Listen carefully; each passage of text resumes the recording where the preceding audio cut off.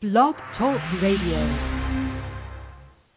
Namaste and welcome to the KarmaCaffe Spiritual Hour. I'm Chandi, Devi. Welcome. And today's topic is Kundalini and Magic. And I have a really delightful guest today. His name is Neven Parr, and you're going to really enjoy him. He's a young man with a long history in Kundalini and Magic, and he speaks from experience. It's not simply memorized knowledge or something he's heard. He speaks from the heart because what he speaks about he has actually experienced. And so I think you're going to find his adventure, his story, very fascinating. And he's got some exciting things coming up that you really should know about. And so I thank you, and I know you will enjoy him. Now, Kundalini and Magic, I never really put the two together, you know. My background is mainly Eastern, and in that context, that is where my experience and knowledge has been. But I've always been interested in magic, having started on that path a long time ago. In fact, it was the last century. But now I'm quite surprised that actually it's one and the same thing. Pretty much. It's just a matter of different presentation to make it palatable to the audience. So anyway, without any further ado, I would like to introduce Neven Von Parr. Now, Neven has had a spontaneous Kundalini awakening, and he had a permanent transformation of consciousness at the age of 21. I told you he was young. I mean, he's a few years older than that now, but he's very young, but such an old soul. But in order to cope with the emotional and mental chaos that ensued the awakening, he spent the following 7 years practicing different forms of ritual magic and energy invocation, most notably ceremonial magic. Now, this mysterious and ancient art has proven itself to be a very efficient spiritual practice, which focuses on the purification and consecration of the lower self so that the light of the higher self can shine brightly forth. And here's Neven. Hi, Neven. Hi, Chandi. How are you? I'm good. How are you today? I'm so pleased to be on your show. Oh, I'm so happy to have you. Well, I'm happy to be here. Yes. Like I said before, your wisdom and knowledge is really quite astounding to me. Thank you. How did you get interested in, or what happened as far as the Kundalini goes, the awakening? Okay. And, Well, it's, okay, so I guess I'll start at the beginning of how it all went down and everything that happened. I had a spontaneous Kundalini awakening, like you said, when I was 21, and at that time I didn't know anything about the Kundalini, but my world was completely transformed from the inside and out. Should I talk a little about how it happened, or? Yeah, sure. Okay, well, at that time I was very much into, I was just a lot into partying, just being social, and, I was always into, philosophies, and I was always into different religious beliefs and things, so, I always believed in something much higher than me, but I never really, delved into it until, that summer. I think it was 2004, and basically I got a hold of this one book in particular called the Kybalion, and what the Kybalion does, I told you about that. What that book talks about is the 7 principles of creation, right? And it's basically, I started looking at that book as the manual to life itself, and to how to animate your physical body and how to look at yourself as more so a character in display, which is your own life, which is, the book of God, let's call it. And I started really disassociating myself from my personality and my character and just learning how to use this physical body and using how to use the different principles for my own use.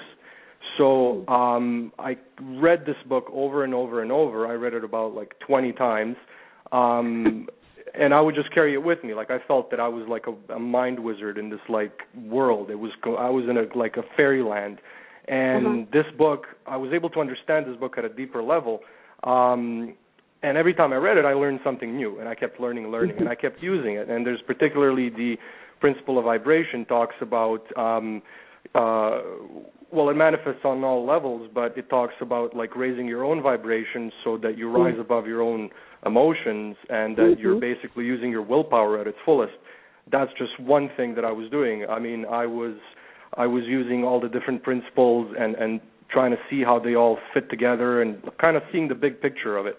And I was basically, every night, it was like I was in a movie. You know, I felt like every time I'm playing a movie soundtrack, I felt like, you know, like I'm like I'm Tom Cruise, and, you know, like this is like some new action movie and some new adventure is going to happen today. And I was just excited. Every day I was inspired, I was excited.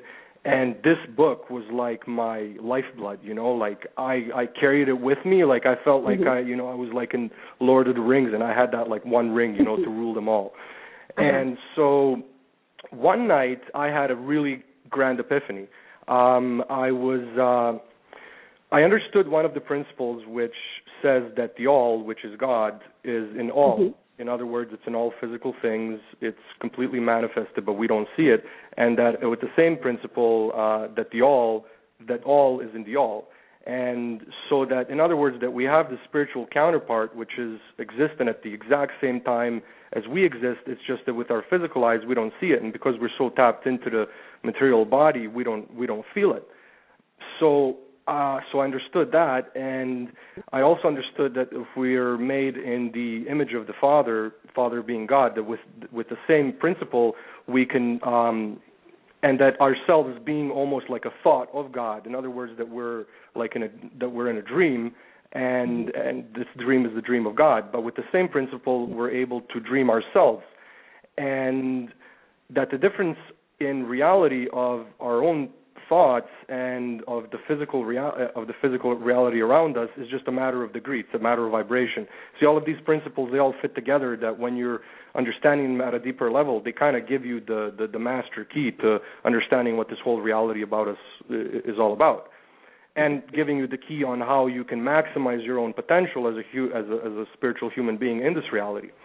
So I was very excited, because what that said to me was that I can raise my own vibration. In other words, that I can raise my own power of belief into whatever it is that I think about, and that very thing that I think about will become as real to me as the physical reality around me.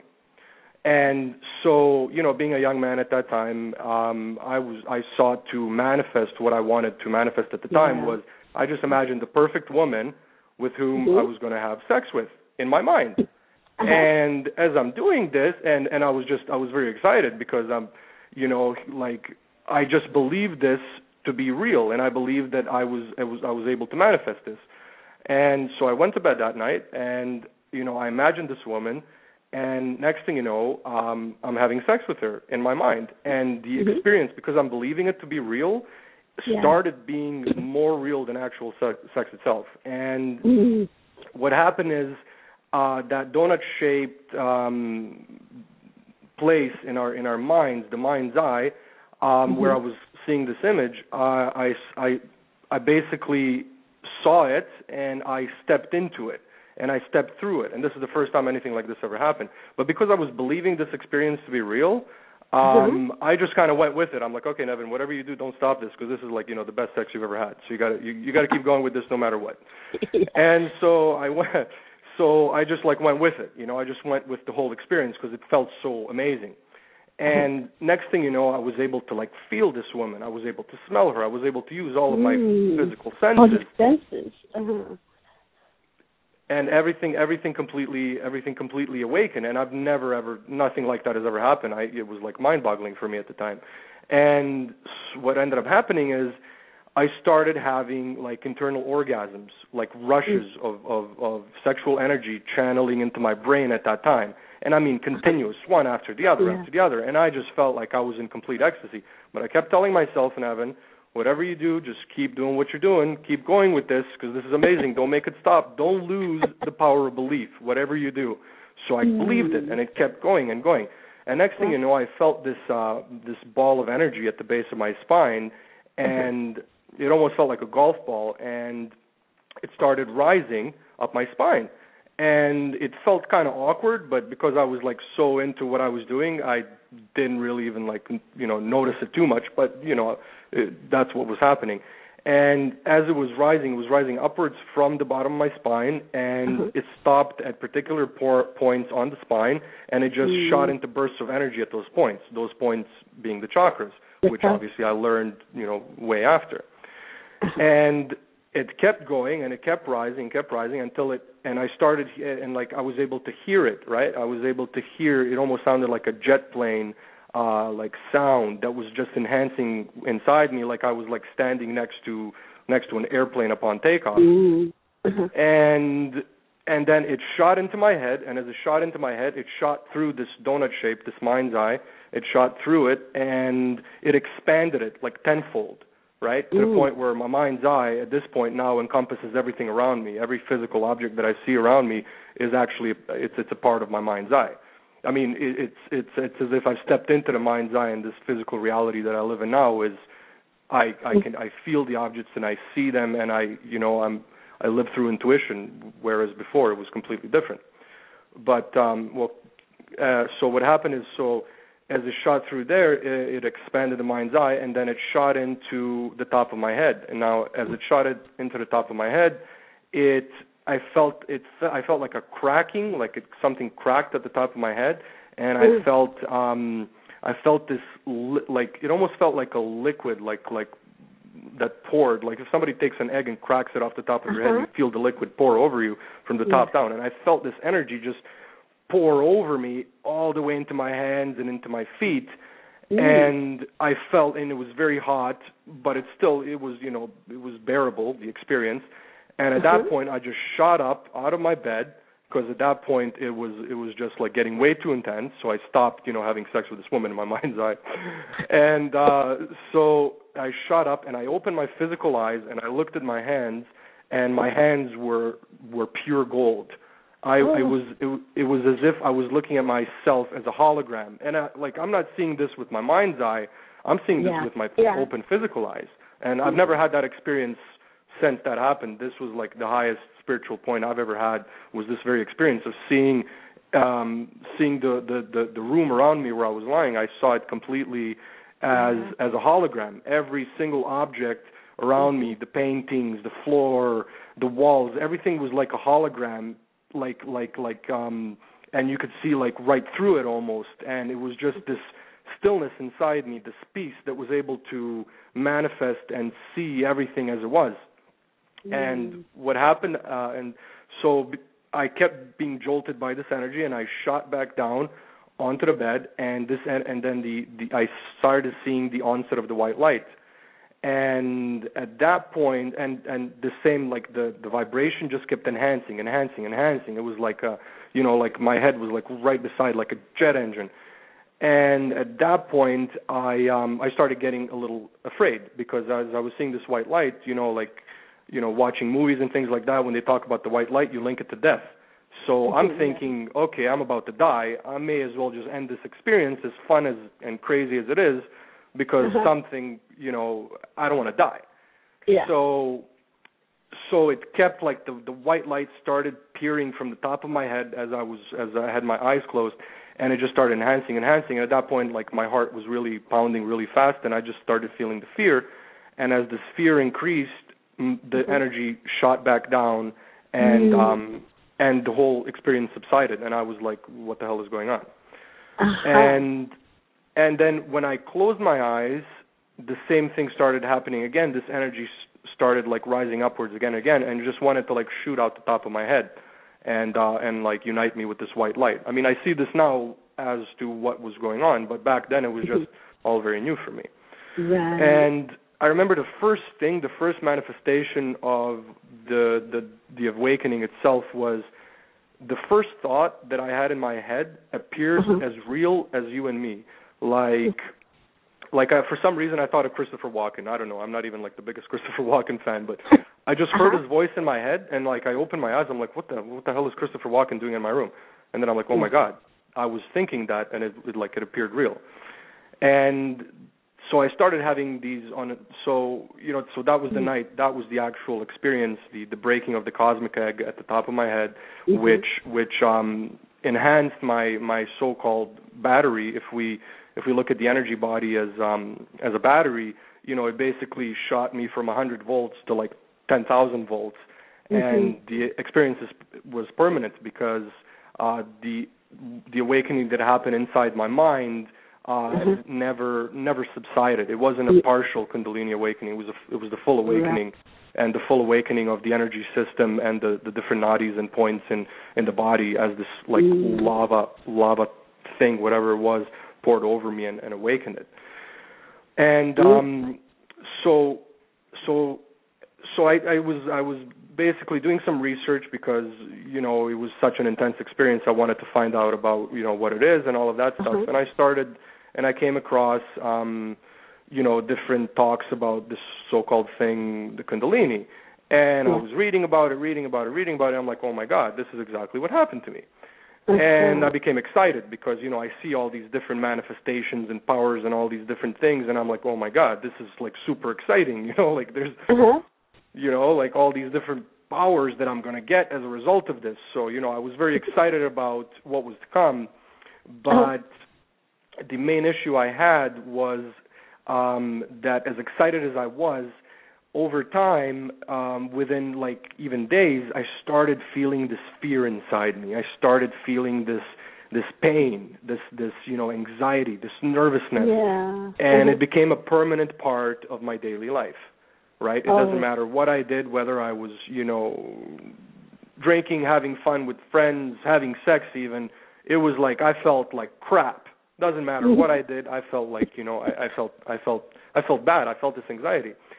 And then, as I read more and more about the Kundalini, I realized that the anxiety it's all part of the awakening. It's part of the cleansing process, and this process is very, very long. I came across works by Gopi Krishna, started reading, but more so than anything, I felt like a call from within to change my life, to orient myself. Like I felt like I was called for a purpose, and I felt like there was a reason why this happened. Like I never wanted it to happen. It just happened, and there was a reason why. And so at that time, I quit my job. At that time, I was like selling shoes.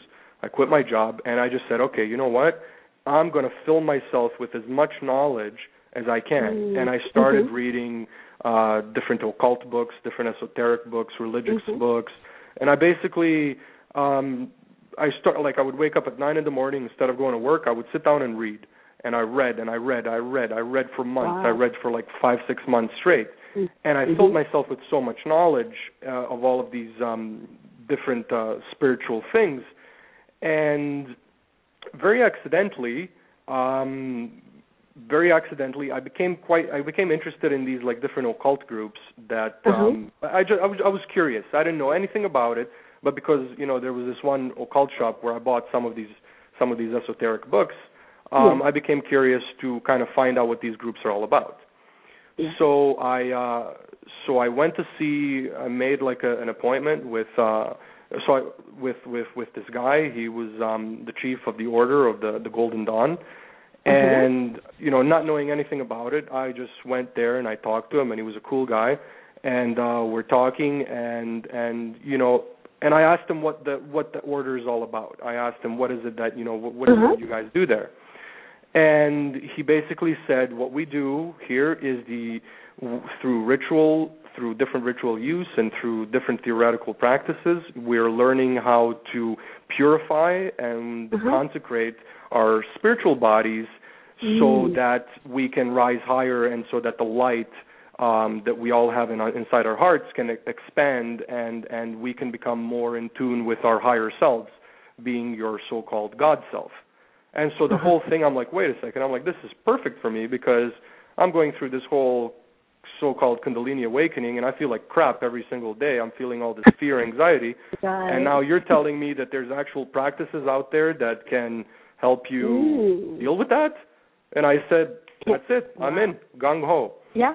And so I joined up, and I started doing my daily rituals. And to be perfectly honest with you, since that day, I started on a daily basis feeling better and better and better and better. Really? Yes. Wow. And prior to that, there was this hopelessness, like I'm reading about Gopi Krishna going through the Kundalini awakening, and for 12 years he's paralyzed. I'm like, I'm thinking to myself, I don't want to be paralyzed for 12 years.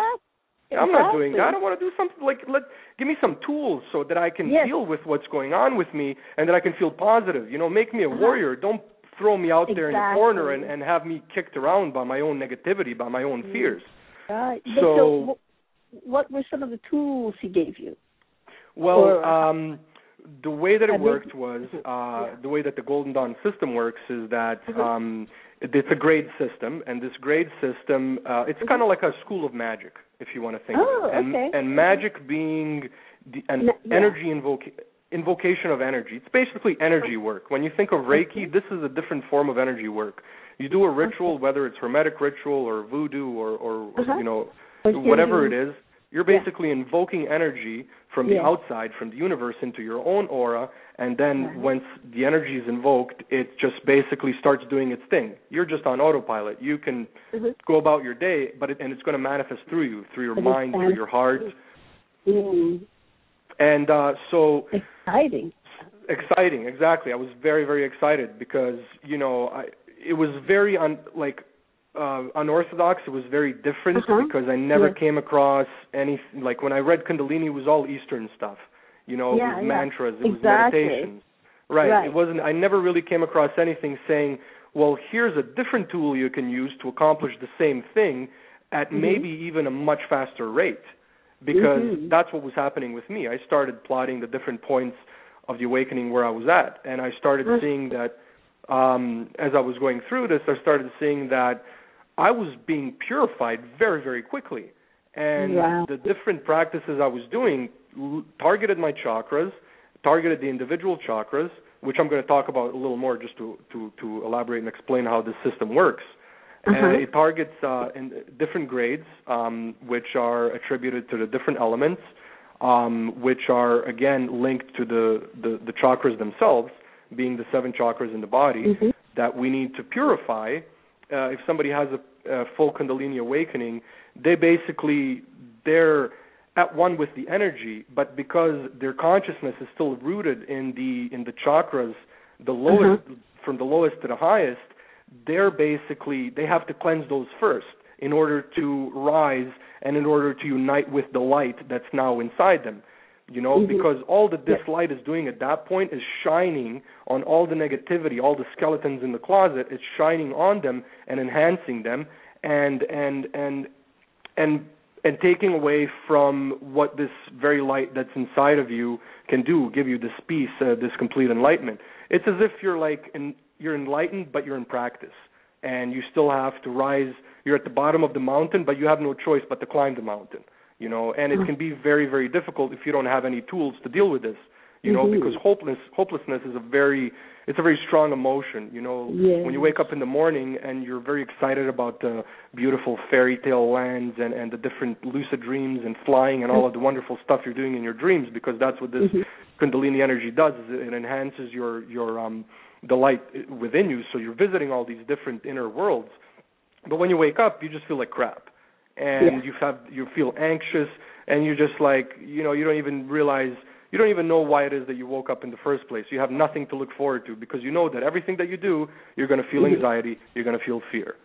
And so it's very important. My message was always to people, to say, listen, it doesn't have to be that way. There are tools out there, and you need to give yourself these tools, and you have to rise from the hopelessness and the fear in order to give yourself hope. And you have to be a fighter. because nobody's going to make you enlightened. It doesn't happen. Nobody's going to put a finger on their head and say, "La, you're enlightened." It doesn't work that way. It's a lot of hard work, effort, dealing with your demons, dealing with the different negativities inside you, in order to purify it. Mm-hmm. And so going back to the system, then, as I was going, the way that it started is the first level is called the neophyte level, which basically you're using the lesser banishing ritual of the pentagram. Now, this ritual, what it does is it removes unbalanced energy, positive or negative, that's inside your aura. So it's meant to balance you. Keep in mind, all of this stuff that I'm talking about, we're working with our aura. That's what we're doing. We're working with the energy body. We're cleansing the different chakras inside, right? So I was given this tool, the lesser banishing ritual of the pentagram, and at the same time as I'm doing this, I'm infusing light. And I was given a ritual called the middle pillar. Now, because the Golden Dawn is completely related, and it's completely related around the Kabbalah and the Tree of Life, as these different grades are basically different sephira on the Tree of Life. The middle pillar is basically infusing light from the middle pillar of the Tree of Life, from the top down, the highest being Kether, it's the white light, and you're infusing this light into your aura. And you do so with mantras. And, the same as the Eastern system. When you see monks chanting, it's the exact same. It's just instead of chanting different words in Sanskrit, you're chanting different God names from the Tree of Life in Hebrew, right? So what this middle pillar does, it infuses the light, which just goes perfectly with the Kundalini awakening, because the Kundalini awakening is the release of the light that's inside you and the expansion of that light. So what you're doing now is you're balancing that light. And so I started doing these two things daily, the lesser banishing ritual of the pentagram and the middle pillar. And what happened is right away I started feeling better. I started feeling, like I had a tool, like I had something to look forward to on a daily basis. I used to look forward to my ritual.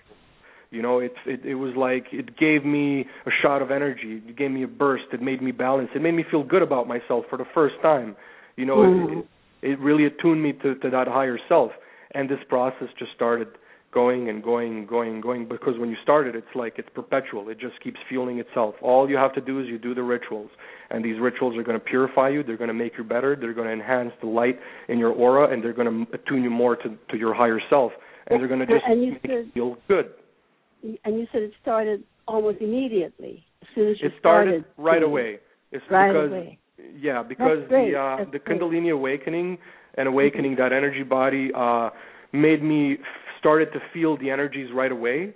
So as I'm feeling these energies inside me and outside me, I was able to feel the very ritual that I was doing. A lot of people, when they're people who haven't had a Kundalini awakening, who are part of the order and who do these energy invocations, it takes them, depending on their psychic sensitivity, it takes them, weeks, months, in order for them to start to actually feel what's happening. But because I had this permanent awakening, I was able to feel it right away to know that it works. Yeah. Okay. Perfect. And so I was given those two main rituals, and then I was given theoretical stuff. The theoretical stuff is you learning the different grades, which are related to the different elements. So after I was done this neophyte grade, I went into the grade of Malkuth. I went into Zelator. And now this grade deals with the element of earth. So I'm using the two main rituals that I'm using, and I'm now being at the same time, I'm given another ritual, a lesser invoking ritual of the pentagram, that invokes the energy of earth, the element of earth, which is related to the Muladhara chakra. And so I started right away feeling the grounding. And I started feeling, as I was doing this daily, I started feeling the different energy points awaken inside me that were just like waiting to be awoken. after the awakening, the Kundalini awakening, and so I started doing this stuff, and I was doing it. I was doing it daily, and so I had the grade of Earth, being the second grade, invoking the element of Earth, and then I was invoking the element of air, and then I was invoking the element of water, and then the element of fire. And all of these different elements completely correspond with the chakras. And what happens is when you're spending time doing these daily invocations of the elements, what it does is, when you're infusing the energy in your aura, what it does is it targets that particular chakra and allows you to work with that chakra alone, right? Yeah. It takes away from the other chakras. It takes your attention away from them, and it allows you to focus your attention on one chakra and one area of your life. Because keep in mind that these chakras are basically, they manifest differently in our lives. These are like our power centers that, depending on our different daily activities, we tune into these power centers in order to take the energy from them. But at the same time, what also happens in these chakras is the different karmas are stored in each chakra. And so it's very important. So what you're basically dealing with, you're dealing with a lot of karma work. You're working on yourself, and you're dealing with a lot of karma. But what the energy, when you're invoking it with these rituals, what it does, it's kind of like a pill. What it does is it heals you. It starts the healing process on the actual energy alone, on your chakra point alone. So I started going through this, and I, with every different grade and with every different chakra that I was working with every different element, I was basically expanding my higher self, and there was a lot of different things that were released inside me, and my life just started changing drastically. And all of this fear and anxiety that came with the Kundalini awakening itself, it started to vanish slowly and slowly and slowly. How long would you say it took to completely overhaul you? In order to purify the chakras? Yeah. Well, the way that it works... Sorry? About a year or two?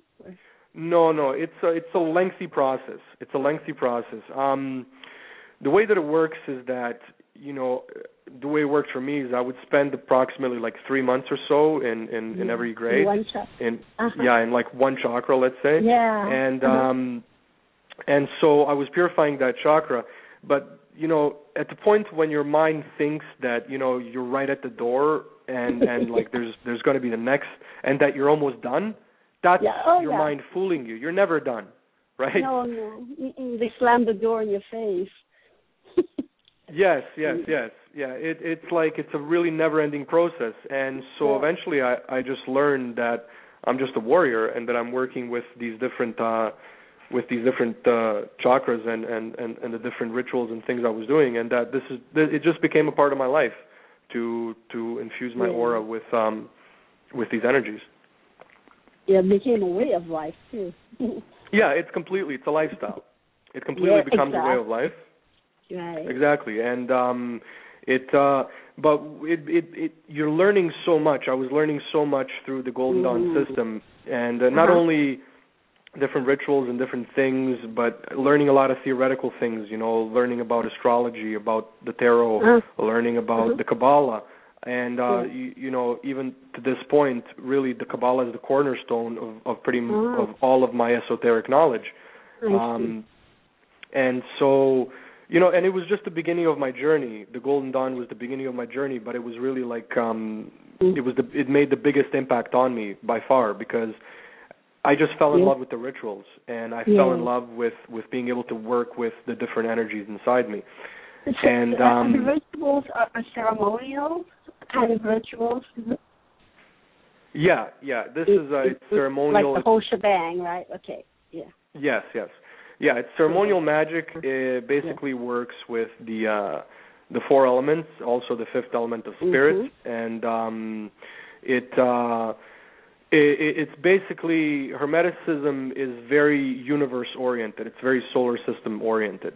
And all these energies that I'm talking about here, they're all energies that are present in the universe around us, in our solar system. And, part of the work that I was doing was working with the elements, and this was the greatest part of my work. But at the same time, I was also working with the planets. I was working... I'm sorry, go ahead. Oops. Hello? Did I miss? Oh, I lost him. Neven went offline. I hope he calls right back in. That was fascinating, what he was talking about. Neven, I don't know if you can hear me, but please call back.